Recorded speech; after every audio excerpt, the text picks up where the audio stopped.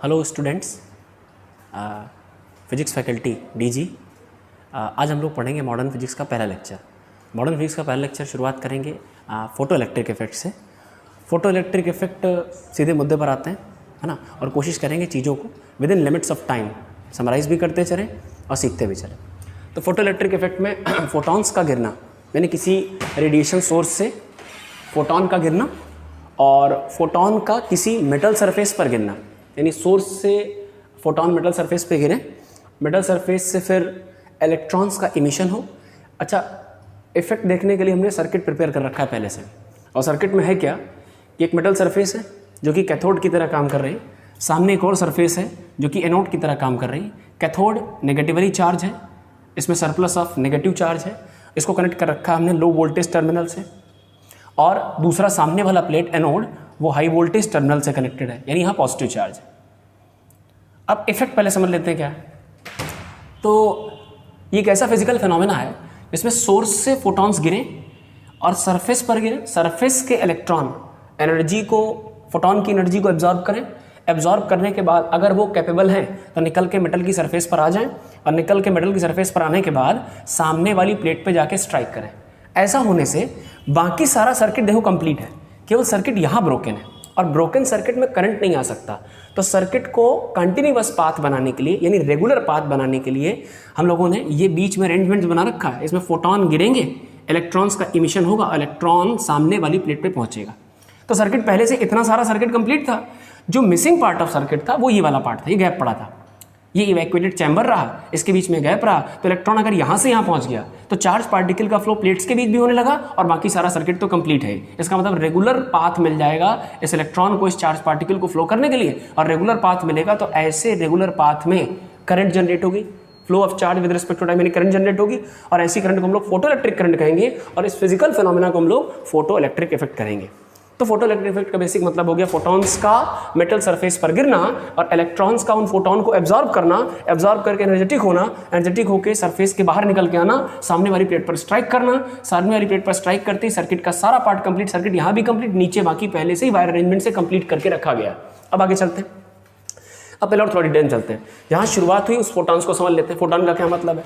तो हम लोगों ने किसी रेडिएशन सोर्स से निकलने वाली एनर्जी को दो फॉर्मेट में पढ़ा है, या तो एनर्जी वेव के फॉर्म में निकलेगी ऐसे, और या तो एनर्जी का एमिशन होगा छोटे छोटे पैकेट्स ऑफ एनर्जी के फॉर्म में, और छोटे छोटे जो पैकेट्स ऑफ एनर्जी हैं उन्हें हम लोग फोटॉन कहते हैं। तो ये जो छोटा सा पैकेट है, ये छोटा सा पैकेट, ये छोटा सा पैकेट, ये छोटा सा पैकेट जो किसी सोर्स से निकल रहा है, ऐसे पैकेट्स ऑफ एनर्जी को हम लोग फोटॉन कहेंगे। तो ये रहा फोटॉन। फोटॉन का सबसे पहला कैरेक्टर, फोटॉन जिस किसी भी सोर्स से निकलेगा तो फोटॉन एनर्जी कैरी करके निकलेगा, यानी एनर्जी का डायनामिक फॉर्म है। तो फोटॉन जो एनर्जी कैरी करता है वो एनर्जी डिपेंड करती है सोर्स की फ्रीक्वेंसी पर, यानी सोर्स का फ्रीक्वेंसी अगर म्यू है, जनरली फ्रीक्वेंसी को एफ लिखते हैं, कहीं कहीं म्यू भी लिखा जाता है, तो अगर सोर्स का फ्रीक्वेंसी एफ या म्यू है तो energy of photon emitted from a source is directly proportional to frequency. अब प्रोपोर्शनलिटी हटाने के लिए कांस्टेंट लगाते हैं, तो हमने भी कांस्टेंट लगा दिया एच। एच एक कांस्टेंट है, और इस कांस्टेंट को हम लोग प्लैंक कांस्टेंट कहते हैं। प्लैंक कांस्टेंट का numerical value 6.6 into 10 to the power of -34 in terms of joule second. अब जरा देखो, रेडिएशन सोर्स से निकलने वाली जो एनर्जी वो छोटे छोटे पैकेट्स के फॉर्म में निकल रही है, उन पैकेट को फोटॉन कहा जा रहा, और ऐसे फोटॉन्स में जो एनर्जी है वो E is equal to h mu है, जहां एच प्लैंक कांस्टेंट है, म्यू सोर्स की फ्रीक्वेंसी है। अब जरा देखिए, जो सोर्स की फ्रीक्वेंसी, इसको चाहे तो हम फ्रीक्वेंसी को ब्रेक कर लेते हैं। फ्रीक्वेंसी कैसे ब्रेक करेंगे, तो ये मान लीजिए आपका सोर्स है, सोर्स से निकलने वाली कोई भी एनर्जी दो फॉर्म में कंसीडर करी जा रही, पैकेट्स के फॉर्म में मान सकते हो या वेव के फॉर्म में मान सकते हो। अगर वेव के फॉर्म में मानेगी तो इसका मतलब इसमें वेव कैरेक्टर होगा, और वेव कैरेक्टर होगा तो वेव के तीन बेसिक कैरेक्टर, जो सबसे प्रोमिनेंट कैरेक्टर है, सबसे प्राइमरी कैरेक्टर है, वो है वेव का स्पीड, वेव की फ्रीक्वेंसी और वेव का wavelength. v is equal to f lambda, wave में जरूर कहीं ना कहीं सुनने में आया होगा। तो wave speed is equal to frequency multiply by lambda. तो जो रेडिएशन निकलना है, अगर वो स्पीड ऑफ लाइट से निकलना है तो स्पीड ऑफ वेव की जगह स्पीड ऑफ लाइट, फ्रीक्वेंसी की जगह हम लोगों ने नया सिंबल म्यू इस्तेमाल किया है, और लैम्डा की जगह लैम्डा। तो चाहे तो हम फ्रीक्वेंसी म्यू की जगह पर c बाई लैम्डा का भी इस्तेमाल कर सकते हैं, और c बाई लैम्डा का इस्तेमाल करोगे तो रिजल्ट बन जाएगा h म्यू की जगह c बाई लैम्डा। अब कैलकुलेशन में बार बार हम इनकी वैल्यू कैलकुलेट करें ऐसा कोई आवश्यक नहीं है, तो हमने क्या करा, हमने इस वैल्यू को पहले कैलकुलेट कर लिया। h की वैल्यू रखी 6.6 10 की पावर -34, c मतलब speed of light 3 × 10 to the power of 8। अगर रख के कैलकुलेशन करोगे तो रिजल्ट बन जाएगा 12400। अब सवाल आता है कि जो एनर्जी आएगी, एनर्जी वो तो जनरली जूल के टर्म्स में आएगी, लेकिन जूल बहुत बड़ा अमाउंट ऑफ एनर्जी है और ये जो पैकेट्स है बहुत छोटे अमाउंट ऑफ एनर्जी, बहुत छोटे अमाउंट ऑफ एनर्जी। तो बहुत छोटा एनर्जी मेजरमेंट यानी माइक्रोस्कोपिक लेवल का एनर्जी मेजरमेंट जूल के टर्म्स में नहीं बल्कि इलेक्ट्रॉन वोल्ट के टर्म्स में किया जाता है। तो हमने कहा कि ये जो एनर्जी आएगी वो जूल में आ सकती है, लेकिन हम कैलकुलेशन इलेक्ट्रॉन वोल्ट में करेंगे, क्योंकि कैलकुलेशन बहुत छोटे होंगे, तो ऐसा करने पर एनर्जी आएगी इलेक्ट्रॉन वोल्ट के टर्म्स में। अब ऊपर का तो वैल्यू कैलकुलेट करके रख लिया, एनर्जी का अमाउंट आ गया, नीचे भी लैम्डा बाकी है। तो एक तरीका और याद रखना है, ऊपर भी एंगस्ट्रॉम लगा दीजिए और नीचे जो वेवलेंथ रखे हैं वो भी एंगस्ट्रॉम के टर्म्स में रखें। मीनिंग क्या हुआ कि एनर्जी कैरीड बाई फोटोन, जो फोटोन निकल रहे हैं उनका एनर्जी, उनका पैकेट ऑफ एनर्जी यानी वो कितनी एनर्जी के हैं वो डायरेक्ट हम कैलकुलेशन कर सकते हैं अगर हमें वेवलेंथ का आइडिया हो। यानी लैम्डा की जगह डायरेक्ट वेवलेंथ की वैल्यू रखो, कैलकुलेशन कर लो, एंगस्ट्रॉम से एंगस्ट्रॉम एलिमिनेट हो जाएगा, लैम्डा की वैल्यू रखने पर जो आंसर आएगा वो इलेक्ट्रॉन वोल्ट में आएगा। फोटो इलेक्ट्रिक इफेक्ट में जनरली कैलकुलेशन एंगस्ट्रॉम के टर्म्स में ही किए जाएंगे, सॉरी इलेक्ट्रॉन वोल्ट के टर्म्स में किए जाएंगे। अब जरा आगे आते हैं, फोटोन की थोड़ी सी एक दो बातें पढ़ लेते हैं जो कि कहीं कहीं पूछ ली जाती हैं। तो फोटोन एक ऐसा पैकेट है, डायनामिक पैकेट ऑफ एनर्जी है जो रेस्ट कंडीशन में एग्जिस्ट ही नहीं करता, और जो एग्जिस्ट नहीं करता इसका मतलब रेस्ट कंडीशन में जो फोटोन का मास है वो जीरो कंसीडर किया जाता है। तो फोटोन का रेस्ट मास जीरो।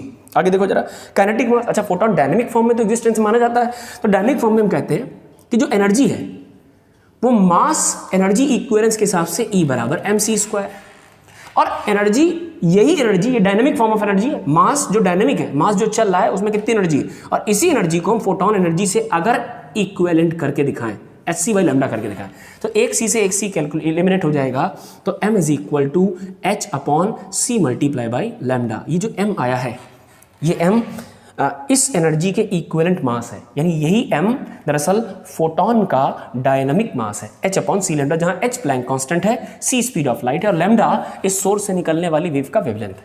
ठीक बात।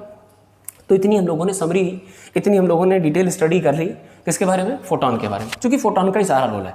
अब फोटोन जैसे छोटे एनर्जी पैकेट का जो बेसिक इस्तेमाल करेंगे मेटल सरफेस पर, अब उस पर आ जाते हैं, यानी वापस हम लोग आ रहे हैं अपने पुराने टॉपिक की तरफ, यानी फोटो इलेक्ट्रिक इफेक्ट की तरफ। तो ये रही हमारी मेटल की प्लेट। अच्छा, अब तक हम लोगों ने देखा कि दो प्लेटें हैं जो इवैक्यूएटेड चैम्बर के अंदर अरेंज हैं, उनमें फोटॉन्स गिर रहे हैं, फोटॉन्स का गिरना और इलेक्ट्रॉन्स का इमिशन होना, ये बहुत इंस्टेंट प्रोसेस है। जैसे ही फोटॉन गिरेंगे जो इलेक्ट्रॉन कैपेबल है वो निकल करके बाहर आएंगे, सामने वाली प्लेट पर टकराएंगे, सर्किट कंप्लीट है। Regular flow of charge particle जैसे होने लगेगा वैसे ही आपको उस माइक्रो एमीटर में डिफ्लेक्शन दिखाई देने लगेगी, यानी वहाँ करंट दिखाई देगी। ऐसी करंट को फोटो इलेक्ट्रिक करंट और ऐसे फिनोमेना को फोटो इलेक्ट्रिक इमिशन कहा जाता है। ठीक बात। अब आगे आ जाते हैं, अब देखते हैं चल क्या रहा है, इसकी डिटेल स्टडी जो हमारा टॉपिक है, जैसे सवाल बनेंगे।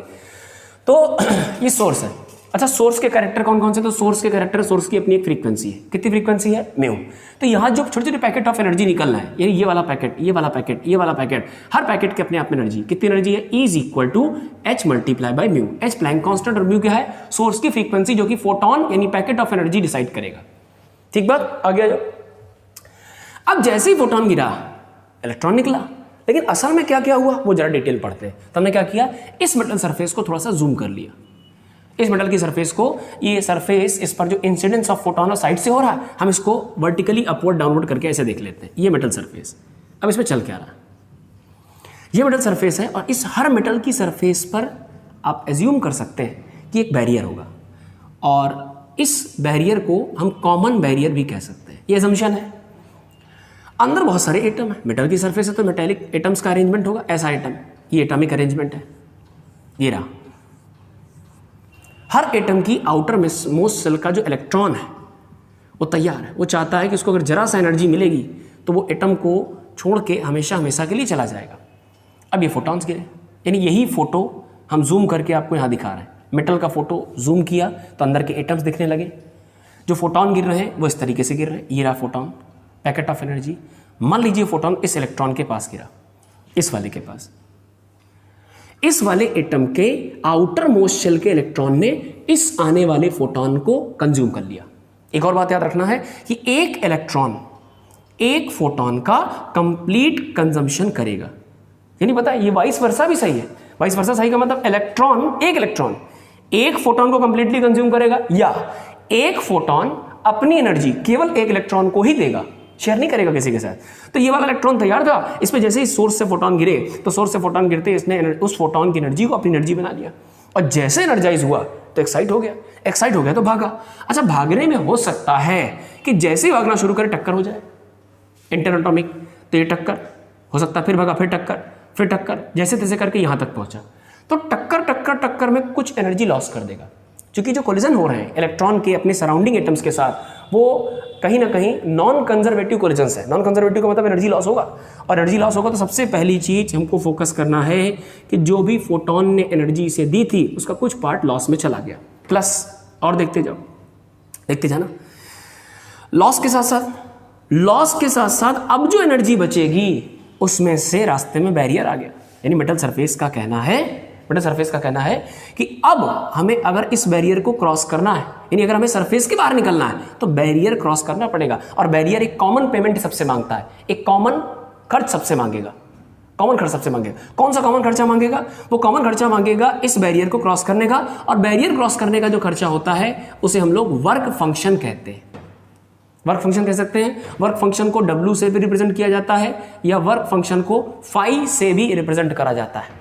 इतनी बात ठीक है। अब जरा देखिए, तो इलेक्ट्रॉन को जैसे ही फोटोन मिला, इसने फोटोन की एनर्जी को अपनी एनर्जी बनाया, और जैसे ही निकलने वाला था इसका इंटर-एटॉमिक कोलिजन हुआ, कोलिजन में कुछ लॉस किया। लॉस करने के बाद अभी सरफेस से बाहर निकल रहा, सरफेस करीब बाहर जाना तो खर्चा दो, यानी एक टैक्स पे करो, एक बैरियर क्रॉस करने का जो minimum possible amount of energy वो पेमेंट करना पड़ेगा, और उस पेमेंट को हम लोगों ने वर्क फंक्शन का नाम दे दिया, फाई का नाम दे दिया। इसका मतलब लॉस भी होगा, लॉस का खर्चा प्लस वर्क फंक्शन का खर्चा। अब सुनना, अगर फिर भी ये इलेक्ट्रॉन क्रॉस कर गया, वर्क फंक्शन पेमेंट किया, बाहर निकल गया, अगर फिर भी इसके पास एनर्जी बची तो वो एनर्जी इसकी काइनेटिक एनर्जी के फॉर्म में आपको दिखाई देगी। तीसरा फॉर्म, अब जरा देखिए, 3 पार्ट हो गए। फोटोन की एनर्जी को, अच्छा बताओ फोटोन की एनर्जी कितनी थी? तो हम कहेंगे मान लो हमारे पास सोर्स था, सोर्स की फ्रीक्वेंसी म्यू थी, तो वहां से आने वाले हर फोटोन की एनर्जी E बराबर h म्यू थी। तो पता है E बराबर h म्यू की कॉस्ट पे, h म्यू इंसिडेंट फोटोन की एनर्जी की कॉस्ट पे 3 काम हुए। कुछ हिस्सा लॉस में चला गया, टक्कर, कुछ हिस्सा बाहर निकलने में, बैरियर क्रॉस करने में वर्क फंक्शन, और अगर बच गया तो वो फॉर्म इस्तेमाल हो जाएगा काइनेटिक एनर्जी के फॉर्म में। ये एक मैथमेटिकल बैलेंसिंग बन गई आने वाली एनर्जी और सारे खर्चों के बीच में। एनर्जी बैलेंस इक्वेशन बना दिया। अब एनर्जी बैलेंस इक्वेशन कहता है कि क्या फोटोन का गिरना, इलेक्ट्रॉन का फोटोन को एब्जॉर्ब करना और बाहर आना हर बार इसी प्रोसेस से होगा, या प्रोसेस में कोई परिवर्तन हो सकता है? तो प्रोसेस में एक परिवर्तन पॉसिबल है, एक चेंजमेंट पॉसिबल है, कि हो सकता है ये फोटोन इस वाले इलेक्ट्रॉन को मिला होता। इमेजिन करना, थोड़ा सा डिफरेंस है। इस वाले को मिलता तो इसे कोलिजन सफर करना पड़ा, यानी इसने लॉस किया, लेकिन ये तो सरफेस के करीब वाला है, ये सरफेस के करीब वाला है, तो इसने कोई लॉस नहीं सफर किया, इसकी कहीं टक्कर ही नहीं हुई, और टक्कर नहीं तो इसके पार्ट से लॉस वाला पार्ट खत्म, तो लॉस वाला पार्ट खत्म। इसका मतलब इसे लॉस नहीं करना पड़ेगा। तो जो भी एनर्जी फोटोन लेकर के आ रहा है उसे ये इलेक्ट्रॉन अपनी एनर्जी बनाएगा, यानी h म्यू इंसिडेंट फोटोन की एनर्जी थी, वो फोटोन की एनर्जी इलेक्ट्रॉन कंज्यूम करेगा, इलेक्ट्रॉन की एनर्जी बन गई। इलेक्ट्रॉन इस एनर्जी का 2 हिस्सों में इस्तेमाल करेगा। एक हिस्सा जो सबको पेमेंट करना ही पड़ेगा वो है वर्क फंक्शन वाला, मेटल सरफेस से बाहर निकलने के लिए मिनिमम अमाउंट ऑफ एनर्जी देना ही पड़ेगा, वो है वर्क फंक्शन का फाई का, प्लस अब जो बच गया वो सबका सब काइनेटिक एनर्जी के फॉर्म में इस्तेमाल हो जाएगा, तो that will be kinetic energy. ठीक बात। अब जरा सुनिए, सिंपल सी बातचीत है कि अंदर वालों को लास्ट सफर करना पड़ेगा, यानी उनकी काइनेटिक एनर्जी तक पहुंचने में वैल्यू कम बचेगी, तो जो सरफेस पर है उनकी काइनेटिक एनर्जी वैल्यू बाकी के कंपैरिजन में सबसे ज्यादा रहेगी, तो हम इसे काइनेटिक एनर्जी मैक्सिमम लिख देते हैं। यानी ये शर्त हम तुमसे पूछें कि जो दूसरा इक्वेशन लोगों ने रेडी किया, ये पहला वाला, ये दूसरा वाला इक्वेशन किसके लिए? पहला वाला इक्वेशन किसी भी इलेक्ट्रॉन के लिए, लेकिन दूसरा वाला इक्वेशन उन इलेक्ट्रॉन के लिए जो सरफेस के काफी करीब है, तो सरफेस इलेक्ट्रॉन्स के लिए हो गया। इतनी बातें क्लियर। अब और आगे आ जाते हैं। वर्क फंक्शन को थोड़ा सा डिटेल में समझ लेते हैं। वर्क फंक्शन है क्या? तो हम कहेंगे कि ये अगर हमारी मेटल सरफेस है, ये रहा मेटल, और ये रहे मेटल के अंदर वाले एटम्स, ये रहे एटम्स, एटॉमिक अरेंजमेंट है, एटॉमिक लेयर्स का अरेंजमेंट है, और ये रहा इनके आउटर मोस्ट शेल के इलेक्ट्रॉन्स। यही इलेक्ट्रॉन फोटोन को एब्जॉर्ब करके बाहर निकल रहा है। ये रहा एक कॉमन बैरियर, और इसी कॉमन बैरियर को क्रॉस करने के लिए जो एनर्जी अमाउंट पे करना पड़ता है उसे हम लोग फाई कह सकते हैं, उसे हम लोग डब्ल्यू कह सकते हैं, उसे हम लोग वर्क फंक्शन कह सकते हैं। यानी बैरियर क्रॉस करने के लिए इतना पेमेंट करना पड़ेगा। सबसे खास बात कि जो वर्क फंक्शन है वो एक कॉमन खर्चा है। कॉमन खर्चे का मतलब कि जिस किसी मेटल को आप सेलेक्ट कर लेंगे उसका बैरियर एक फिक्स अमाउंट ऑफ एनर्जी ही मांगेगा। यानी कि अगर मेटल फिक्स है तो वर्क फंक्शन भी कैसा रहेगा? फिक्स रहेगा, नॉन वेरिएबल क्वांटिटी। यानी अगर हम सोडियम मेटल की बात करें तो सोडियम मेटल का लेट सपोज अगर वर्क फंक्शन 1.9 इलेक्ट्रॉन वोल्ट है, तो ब्रह्मांड की कोई भी सोडियम मेटल उठा लो, बस प्योर सोडियम होना चाहिए, तो उसकी सरफेस को क्रॉस करने के लिए 1.9 इलेक्ट्रॉन वोल्ट ही खर्च करना पड़ेगा, चाहे जो भी फिजिकल कंडीशन हो। कोई डाउट तो नहीं? और जरा आगे चलते हैं। अब जरा देखिए इस इक्वेशन को एक बार बैलेंस करते हैं। हम कहते हैं वहां से फोटोन गिरा कितनी एनर्जी लेके, एच म्यू, उसके 3 खर्चे, कुछ हिस्सा लॉस में चला गया था, लॉस में गया, कुछ हिस्सा वर्क फंक्शन में गया, बैरियर क्रॉस करने में गया, बाकी हिस्सा काइनेटिक एनर्जी में गया। हम अगर सरफेस वाले की बात करें तो इक्वेशन बदल गई, सरफेस वाले ने लॉस सफर नहीं किया, ये सीधे क्रॉस करके बैरियर बाहर आया, बाकी हिस्सा काइनेटिक एनर्जी, तो आने वाली फोटोन की एनर्जी एच म्यू, उसमें से वर्क फंक्शन फाई, बाकी बची हुई एनर्जी काइनेटिक एनर्जी की फॉर्म में काइनेटिक एनर्जी। अब देखो लॉस वाला जो पार्ट है वो सरफेस वाले के पास नहीं था, तो लॉस एक खर्चा है, अगर ये बच गया तो ये इन दोनों में से किसी एक को मिल जाएगा। फिर से बोलते हैं, हमने कहा जो फोटोन गिरा उसकी एनर्जी एच म्यू, उसमें 3 खर्चे थे, उसमें से मान लो सरफेस वाले की बात करें तो लॉस तो हुआ ही नहीं, क्योंकि सरफेस ने कोई कोलिजन नहीं किया। इस लॉस का बेनिफिट 2 लोगों को मिल सकता है, वर्क फंक्शन को मिल सकता है, काइनेटिक एनर्जी को मिल सकता है। अब वर्क फंक्शन किसी मेटल का हमेशा फिक्स होता है, मेटल सरफेस से बाहर निकलने खर्चा फिक्स है, तो ये बेनिफिट इसको तो नहीं मिल सकता क्योंकि तो फिक्स है, तो ये बेनिफिट इसे मिलेगा, और जिसे मिलेगा नहीं काइनेटिक एनर्जी को मिलेगा, तो काइनेटिक एनर्जी मैक्सिमाइज होगी, काइनेटिक एनर्जी की वैल्यू बढ़ जाएगी, मैक्सिमाइज हो जाएगी। इतनी बात ठीक है? स्टॉप कर दो जरा। अब देखिए जरा, ये जो फोटोन ऐसे समझ सकते हैं, मेटल सरफेस पे फोटॉन्स का गिरना, फोटोन जो गिर रहे हैं उनका एनर्जी अमाउंट, तो फोटोन का एनर्जी अमाउंट है एच म्यू। इस एनर्जी के 3 खर्चे। हम जनरली डिस्कशन सरफेस इलेक्ट्रॉन के लिए करेंगे, क्योंकि जो अंदर वाले होते हैं वो टक्कर में कुछ एनर्जी लॉस कर देते हैं, लॉस नहीं करेंगे तो केवल 2 खर्चे, आने वाली फोटोन की एनर्जी का कुछ पार्ट जाएगा वर्क फंक्शन में और बाकी पार्ट चला जाएगा काइनेटिक एनर्जी में। चूंकि हम डिस्कशन सरफेस के इलेक्ट्रॉन का कर रहे हैं और सरफेस के इलेक्ट्रॉन्स की जो काइनेटिक एनर्जी होती है वो मैक्सिमम होती है, तो इक्वेशन बन गया h mu is equal to 5 plus kinetic energy maximum. Work function को थोड़ा सा और समझ लेते हैं कि वर्क फंक्शन, अच्छा समझना, ये अगर एनर्जी इलेक्ट्रॉन वोल्ट में है, ये इलेक्ट्रॉन वोल्ट और ये भी इलेक्ट्रॉन वोल्ट में डायमेंशनली होनी चाहिए, तभी तो इक्वेशन बैलेंस होगी। तो इसका मतलब वर्क फंक्शन भी एक एनर्जी जैसा खर्चा है जो कि इलेक्ट्रॉन वोल्ट के टर्म्स में आया करेगा। अच्छा, इसका भी कैलकुलेशन बड़ा आसान, हमारे पास तो एक जनरल टूल है, जनरल फार्मूला है कि हम किसी भी फोटोन का अगर वेवलेंथ गिवन हो, लैम्डा दिया हो, एनर्जी कैलकुलेट कर सकते हैं। एनर्जी कैलकुलेट करने का तरीका है E is equal to h mu या E is equal to h c by lambda या E इज इक्वल टू, इन दोनों को कैलकुलेट करोगे मिला के तो बन जाएगा 12400 इन terms of electron volt angstrom upon जो लैम्डा होगा वो भी किसके टर्म्स में होगा, एंगस्ट्रॉम। ठीक बात? अब आइए वर्क फंक्शन भी इलेक्ट्रॉन वोल्ट के टर्म्स में होगा, तो अब समझना, मान लीजिए जो हमारा मेटल सरफेस है, बहुत आराम समझना, ये मेटल सरफेस है, ये मेटल है और ये मेटल का सरफेस वाला पार्ट है। अच्छा, यहाँ जो कॉमन बैरियर है, उस कॉमन बैरियर का जो वर्क फंक्शन है मान लीजिए वो 2 इलेक्ट्रॉन वोल्ट है, यानी यहाँ अंदर बैठे किसी इलेक्ट्रॉन पर अगर फोटोन इंसिडेंट हुआ तो एक फोटोन की एनर्जी को मान लीजिए इसने अपनी एनर्जी बना लिया, ठीक है, और जैसे एनर्जी बनाया तो एक्साइट हुआ तो सरफेस के बाहर की तरफ भागा, और जैसे भागा तो बैरियर का कहना पहले खर्चा यानी पेमेंट करो तब बाहर निकलने देंगे। तो यहाँ जो खर्चा पेमेंट करना पड़ेगा या यहाँ जो बैरियर क्रॉस करने के लिए मिनिमम अमाउंट ऑफ एनर्जी पे करनी पड़ेगी वो एनर्जी 2 इलेक्ट्रॉन वोल्ट है। तो मान लीजिए आपसे कहें कि यहाँ जो आपकी इंसिडेंट फोटॉन्स हैं उनका जो लैम्डा यानी कि वेवलेंथ है, वो वेवलेंथ थोड़ी देर के लिए मान लेते हैं वो है 6200 इन टर्म्स ऑफ एंगस्ट्रॉम। ठीक, अब जो फोटोन गिर रहे हैं, जिस सोर्स से गिर रहे हैं उसकी वेवलेंथ दिया है। अच्छा, वेवलेंथ दिया है तो एनर्जी ऑफ फोटोन कैलकुलेट कर सकते हैं। कैसे कैलकुलेट करोगे? E is equal to 12400 electron volt angstrom upon lambda भी किसके टर्म्स में, एंगस्ट्रॉम। कितना है लैम्डा? 6200 एंगस्ट्रॉम के टर्म्स में। ध्यान से देखो तो एंगस्ट्रॉम कैंसिल, आने वाला आंसर इलेक्ट्रॉन वोल्ट में आएगा, 0 कैंसिल और ये से 2 बार एलिमिनेट कर देगा। तो आंसर बोलो जरा क्या आ गया? E is equal to 2 electron volt, 2 electron volt. इसका तो जो फोटोन गिर रहा है उसकी ताकत कितनी है? 2 इलेक्ट्रॉन वोल्ट, और इसे मिनिमम बाहर निकलने के लिए खर्चा कितना चाहिए? 2 इलेक्ट्रॉन वोल्ट। ये सरफेस का इलेक्ट्रॉन है, अंदर नहीं है।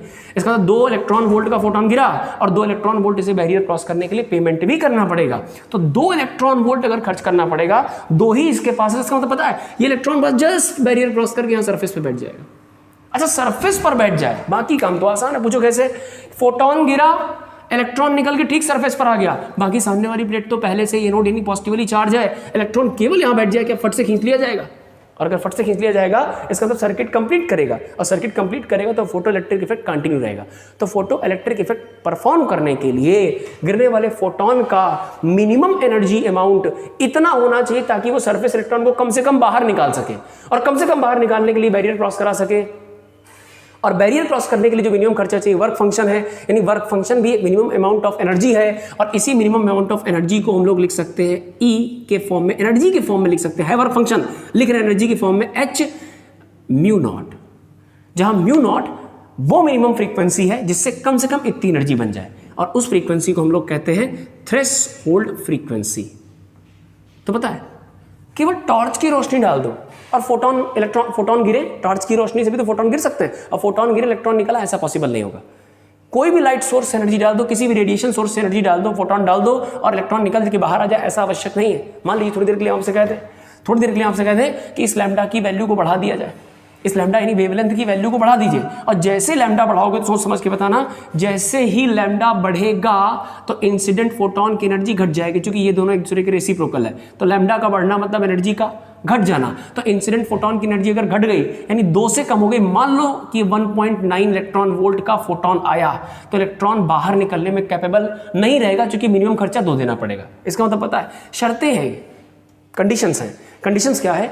गिरने वाले फोटोन की एक सर्टेन वेवलेंथ होनी ही चाहिए, गिरने वाले फोटोन की एक सर्टेन फ्रीक्वेंसी होनी ही चाहिए, ताकि वो फोटोन कम से कम इतनी एनर्जी वाला हो कि इलेक्ट्रॉन को बैरियर क्रॉस करा के बाहर निकाल पाए। तो वो मिनिमम फ्रीक्वेंसी जो सोर्स की होनी चाहिए उसे हम लोग थ्रेशोल्ड फ्रीक्वेंसी कहते हैं। और बिल्कुल ऐसे ही समझ सकते हैं कि एनर्जी को लैम्डा के टर्म्स में लिख सकते हो एच सी अपॉन म्यू की जगह सी बाई लैम्डा नॉट। इसका मतलब मिनिमम वेवलेंथ जो होगी वो लैम्डा नॉट, मिनिमम जो फ्रीक्वेंसी होगी वो म्यू नॉट। ये दोनों मिनिमम वैल्यू ये डिसाइड करेंगे गिरने वाले फोटोन का कम से कम इतना एनर्जी अमाउंट हो ताकि वो बैरियर को क्रॉस करा सके। तो ऐसी वेवलेंथ, ऐसी फ्रीक्वेंसी को थ्रेशोल्ड फ्रीक्वेंसी कहते हैं, और ऐसी वेवलेंथ को हम लोग थ्रेशोल्ड वेवलेंथ कहते हैं। इसे थ्रेशोल्ड वेवलेंथ कहेंगे। अब जरा देखिए, एक छोटा सवाल देख लेंगे। बैलेंस इक्वेशन कह रहा था फोटोन गिरे, इलेक्ट्रॉन सरफेस क्रॉस करके बाहर निकले, बची हुई एनर्जी को काइनेटिक एनर्जी के फॉर्म में इस्तेमाल करें। थोड़ी देर के लिए मान लेते हैं कि जो इंसिडेंट फोटोन है उनका जो वेवलेंथ है वो हमको दे दिया गया है। फॉर एग्जांपल के तौर पर ये कोई सोर्स, और इस सोर्स से फोटॉन्स गिर रहे हैं, ये रे मेटल सरफेस और ये रा मेटल सरफेस का कॉमन बैरियर, और कॉमन बैरियर को हम लोग कहेंगे, कॉमन बैरियर क्रॉस करने के लिए जो खर्चा होगा वो वर्क फंक्शन हो जाएगा। तो जो फोटॉन्स गिर रहे हैं उनका वेवलेंथ हमको दिया गया है। फोटॉन यानी डुअल कैरेक्टर के साथ देख रहे हैं, तो जो छोटे छोटे फोटॉन या पैकेट्स ऑफ एनर्जी गिर रहे हैं उनकी फ्रीक्वेंसी का भी हिंट दिया जा सकता है, और उनकी वेवलेंथ का भी हिंट। जनरली क्वेश्चंस आपको वेवलेंथ हिंट पर मिलेंगे। तो हमने कहा मान लीजिए जो फोटॉन्स गिर रहे हैं वो उनकी जो वेवलेंथ है lambda that is 3100 in terms of angstrom है। जो कॉमन बैरियर है, मान लीजिए जो बैरियर है वो है 1.9 इलेक्ट्रॉन वोल्ट का। आराम समझते चलना, या सेम एग्जांपल ले सकते हैं हम लोग। सेम मेटल हम लोगों ने ले ली, जो मेटल यहाँ ली थी वही मेटल यहाँ ले ली। मेटल सेम रहेगी तो वर्क फंक्शन भी सेम रहेगा। हमने कहा था ना वर्क फंक्शन वैसे भी फिक्स रहेगा किसी मेटल के लिए। तो 5 बोलो कितना आ जाएगा बच्चों? 2 इलेक्ट्रॉन वोल्ट। अब देखो जरा, फोटोन गिरे, सरफेस इलेक्ट्रॉन की चर्चा करते हैं। सरफेस पे बैठे इलेक्ट्रॉन, ये सब बिल्कुल ऐसे जुगाड़ में बैठे हैं कि इनको बस अभी फोटोन मिलेगा, एक्साइट होकर बाहर निकल जाएंगे। तो जैसे ही फोटोन ये आया, इस इलेक्ट्रॉन ने इस फोटोन की एनर्जी को अपना बनाया, इधर भी इस पे भी गिरेगा, इस पे भी फोटोन गिरा, ये फोटोन गिरा, पैकेट ऑफ एनर्जी गिरा, और जैसे पैकेट ऑफ एनर्जी गिरा तो इस इलेक्ट्रॉन ने इस फोटोन की एनर्जी को अपनी एनर्जी बनाया। एनर्जी बनाने के बाद एक्साइट होकर बाहर आएगा, लेकिन उसे खर्चा देना पड़ेगा। कितना देना पड़ेगा? वर्क फंक्शन के बराबर 2 इलेक्ट्रॉन वोल्ट के बराबर देना पड़ेगा। तो पहले देखें कि एनर्जी आई कितनी, फिर सोचते हैं एनर्जी खर्च कितनी करनी पड़ेगी, फिर सोचेंगे यहाँ बचेगी कितनी। तो सबसे पहले देखें आने वाली एनर्जी। तो आने वाली एनर्जी का कैलकुलेशन लैम्डा गिवन है, तो एनर्जी कैलकुलेशन बड़े आराम से इससे किया जा सकता है। फोटोन की इंसिडेंट एनर्जी, तो इंसिडेंट फोटोन की एनर्जी यानी E incident photon is equal to 12400 electron volt angstrom upon lambda बोलो कितना? 3100 in terms of angstrom. Angstrom cancel, 0000 cancel, 31 से एलिमिनेट करोगे तो ये 4 टाइम्स एलिमिनेट हो जाएगा।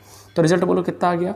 4 इलेक्ट्रॉन वोल्ट। बड़ी साधारण सी बात है, गिरने वाले फोटोन के पास अगर वेवलेंथ इतनी है तो उसकी एनर्जी 4 इलेक्ट्रॉन वोल्ट होगी, और अगर 4 इलेक्ट्रॉन वोल्ट इसे मिलेगा तो ये इलेक्ट्रॉन इस 4 इलेक्ट्रॉन वोल्ट वाले फोटोन की एनर्जी को अपनी एनर्जी बना लेगा, और जैसे अपनी बनाएगा तो बैरियर क्रॉस करके सबसे पहले सरफेस पर आना चाहेगा। बैरियर क्रॉस करने के लिए जो कॉमन खर्चा देना पड़ेगा वो कितना देना पड़ेगा? 2 इलेक्ट्रॉन वोल्ट। तो 4 गिरा 4 एनर्जी इलेक्ट्रॉन की, 4 में से 2 खर्च कर दोगे तो यहाँ कितना बचेगा, 2 इलेक्ट्रॉन वोल्ट। तो हम ऐसा भी कह सकते हैं कि जो इंसिडेंट फोटोन की एनर्जी थी वो थी h न्यू, उसमें से क्या निकालना पड़ेगा, वर्क फंक्शन, जो बचेगा वो किसके फॉर्म बचेगा, काइनेटिक एनर्जी। बात अगर सरफेस इलेक्ट्रॉन की तो काइनेटिक एनर्जी इनकी सबसे अच्छी यानी मैक्सिमम। तो इंसिडेंट फोटोन की एनर्जी हम लोग कैलकुलेट कर चुके हैं, कितनी आ गई है, 4 इलेक्ट्रॉन वोल्ट।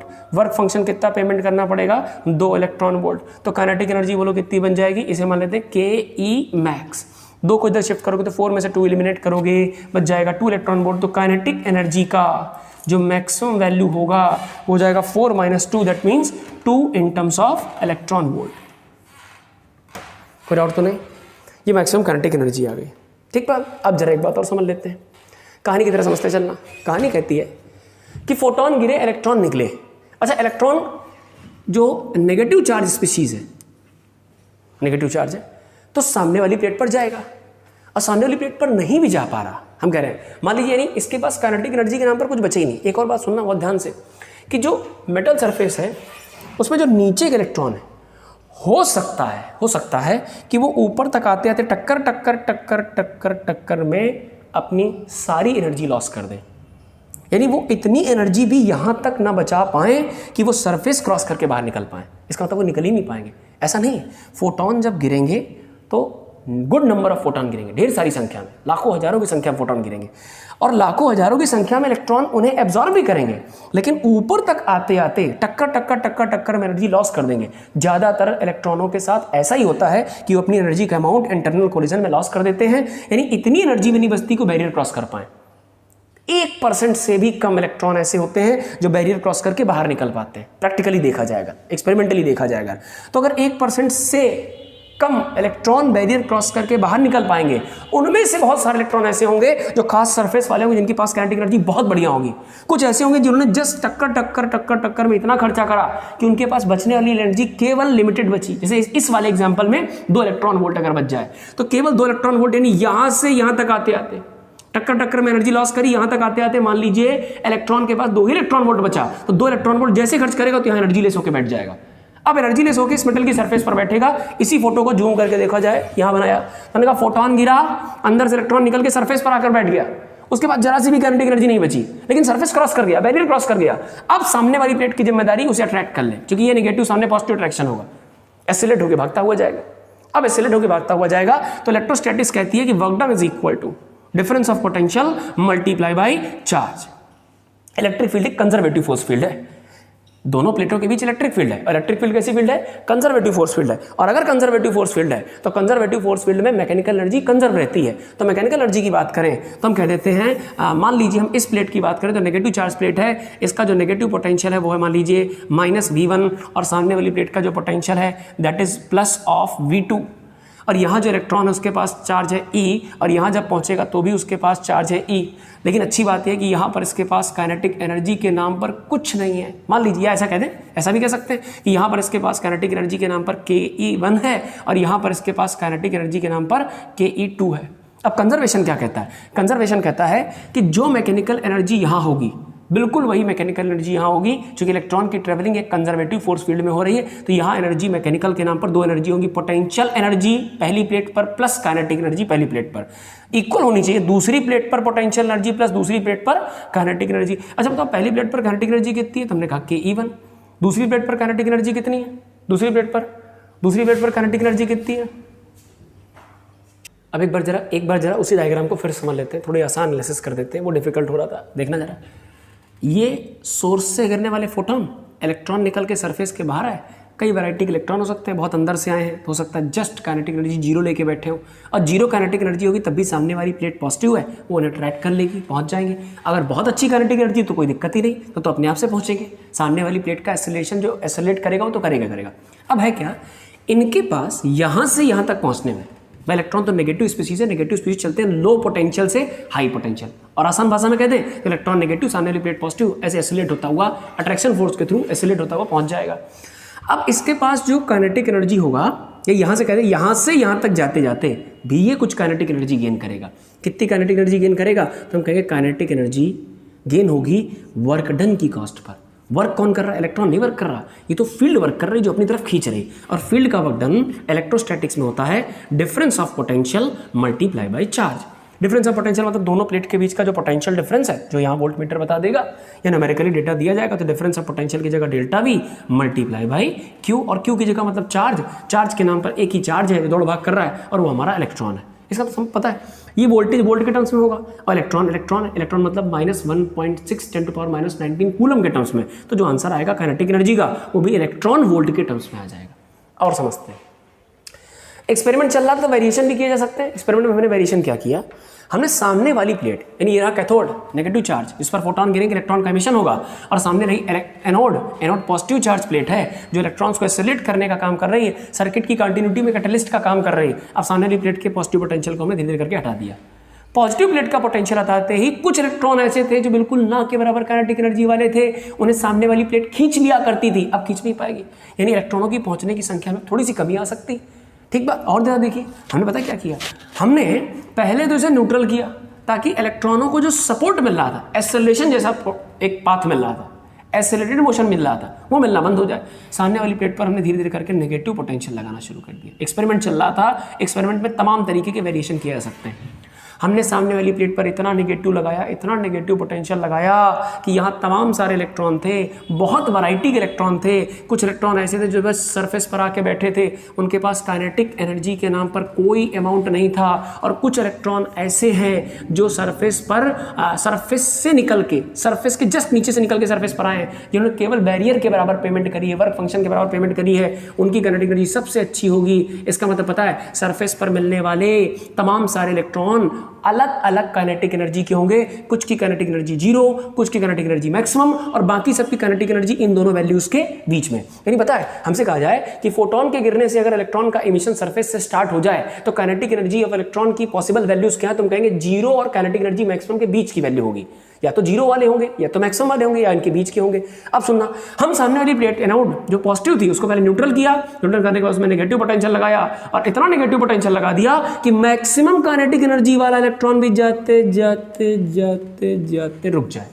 और अगर ऐसा हो गया, इसका मैक्सिमम काइनेटिक एनर्जी वाला अगर आपने रोक लिया, तो मैक्सिमम वाला अगर रुक गया तो बाकी सारे पीछे वाले तो अपने आप रुक जाएंगे। अच्छा, रुकने का एक वजह है, इसके पास थी काइनेटिक एनर्जी और ये भी नेगेटिव, ये भी नेगेटिव मतलब रिपल्शन मतलब आपकी बार ये अपनी काइनेटिक एनर्जी खर्च करता जाएगा और इलेक्ट्रोस्टैटिक फील्ड के अगेंस्ट वर्क करेगा। यहां तक जाते जाते काइनेटिक एनर्जी खत्म, और काइनेटिक एनर्जी खत्म तो सरफेस से जस्ट लौट के वापस आना शुरू हो जाएगा। इसका तो पता है, ये इलेक्ट्रॉन वो इलेक्ट्रॉन है जो मैक्सिमम काइनेटिक एनर्जी वाला था, जो सरफेस तक नहीं पहुंच पाया, और ऐसी परिस्थिति में दोनों के बीच जो डिफरेंस ऑफ पोटेंशियल है उसमें एनोड कैथोड के कंपैरिजन में ज्यादा नेगेटिव है, तभी तो रोक पाएगी। तो हम कहेंगे अब दोनों के बीच का जो पोटेंशियल डिफरेंस हम लोगों ने वोल्ट मीटर की मदद से मेंटेन कर दिया है, मान लीजिए वो V0 है। कितना है? V0। और अगर V0 का मतलब पता है, V0 का मतलब हो सकता है कि इन दोनों के बीच का जो पोटेंशियल डिफरेंस है वो 12 वोल्ट का हो। 12 वोल्ट का मतलब ये वाला होगा 0 पर और उसके रिस्पेक्ट में होगा ये -12 वोल्ट पर। ठीक बात? तो कट ऑफ इसे हम कहेंगे डिफरेंस ऑफ पोटेंशियल। इतना डिफरेंस ऑफ पोटेंशियल मेंटेन कर दिया ताकि इलेक्ट्रॉन सामने वाली प्लेट, वो इलेक्ट्रॉन जो मैक्सिमम काइनेटिक एनर्जी का था, सामने वाली प्लेट पर जस्ट पहुंचने से पहले रुक जाए। अगर ऐसा हो गया यानी मैक्सिमम काइनेटिक एनर्जी वाला नहीं पहुंच पाया तो बाकी भी नहीं पहुंच पाएंगे। बाकी नहीं पहुंच पाएंगे मतलब सर्किट ब्रेक हो गया। जो इलेक्ट्रॉन कंटिन्यूसली पहुंच रहे थे वो रुकने लगे, सर्किट ब्रेक हो गया, कंटिन्यूटी ऑफ चार्ज ब्रेक हो गई, flow of charge with respect to time break हो गया, यानी करंट ब्रेक हो गया, करंट कट हो गया। और ऐसी ही करंट को हम लोग कट ऑफ, ऐसी ही करंट को, यानी वो परिस्थिति, वो कंडीशन जिस स्थिति में करंट कट ऑफ हो जाए, ऐसे पोटेंशियल डिफरेंस को हम लोग कट ऑफ वोल्टेज बोलते हैं या कट ऑफ पोटेंशियल बोलते हैं, कट ऑफ पोटेंशियल। ठीक बात? अब जरा ध्यान दें, तो हमने कहा हमने सामने वाली प्लेट पर इतना नेगेटिव पोटेंशियल लगाया कि मैक्सिमम काइनेटिक एनर्जी वाला इलेक्ट्रॉन भी रुक गया। अगर ऐसा हो गया तो सारे इलेक्ट्रॉन रुक गए, तो सर्किट टूट गया, तो करंट का फ्लो बंद हो गया, तो ऐसे नेगेटिव पोटेंशियल डिफरेंस हम लोग कट ऑफ पोटेंशियल कहेंगे। अब सुनना, कट ऑफ पोटेंशियल डिफाइन करता है कि सामने वाली प्लेट नेगेटिव एटीट्यूड पर आ गई है विद रिस्पेक्ट टू कैथोड। अब जरा वापस आ जाए, एक बार सारी जो चीज़ें हम लोग सीख चुके हैं उन्हें समराइज कर लेते हैं। जैसे फोटोन क्या था, तो फोटोन छोटे छोटे पैकेट्स ऑफ एनर्जी थे। हर पैकेट के पास कितनी एनर्जी, एच न्यू को लिख सकते हो HC by lambda. Numerical calculation के लिए 12,400 electron volt angstrom, 12,400 electron volt angstrom upon wavelength in terms of angstrom. ध्यान दें, गड़बड़ ना करें। अगर वेवलेंथ नैनोमीटर के टर्म्स में दी जाती है तो उसे एंगस्ट्रॉम में कन्वर्ट करके फिर इस फार्मूले का एप्लीकेशन कर सकते हैं, या ऊपर एक जीरो कम करके भी कैलकुलेशन किया जा सकता है। और देखिए जरा वर्क फंक्शन क्या था, किसी भी मेटल की सरफेस को क्रॉस करने के लिए हर इलेक्ट्रॉन को एक कॉमन खर्चा देना पड़ता था, और ऐसे ही खर्चे को हम लोग वर्क फंक्शन कहते थे। वर्क फंक्शन के लिए सोर्स से आने वाले फोटोन की एक मिनिमम फ्रीक्वेंसी होनी चाहिए, जिसे हम लोग थ्रेशोल्ड फ्रीक्वेंसी कहते हैं। एक मिनिमम वेवलेंथ मैक्सिमम वेवलेंथ होनी चाहिए, जिसे हम लोग थ्रेशोल्ड वेवलेंथ कहते हैं। ये भी कैलकुलेशन एच म्यू नॉट के टर्म्स में हो सकता है, या h c upon lambda naught के टर्म्स में हो सकता है। ठीक बात, इधर आ जाए। फिर काइनेटिक एनर्जी की बात करें तो याद करो, फोटोन से जो एनर्जी लेता था इलेक्ट्रॉन, उसमें से कुछ पार्ट वर्क फंक्शन, कुछ पार्ट लॉस में जाता था इंटरनल कोलिजन में, तो वो पार्ट लॉस में काउंट हो जाएगा, और जो बचेगा अमाउंट वो किस में इस्तेमाल हो जाएगा, काइनेटिक एनर्जी के फॉर्म में इस्तेमाल हो जाएगा। याद आया?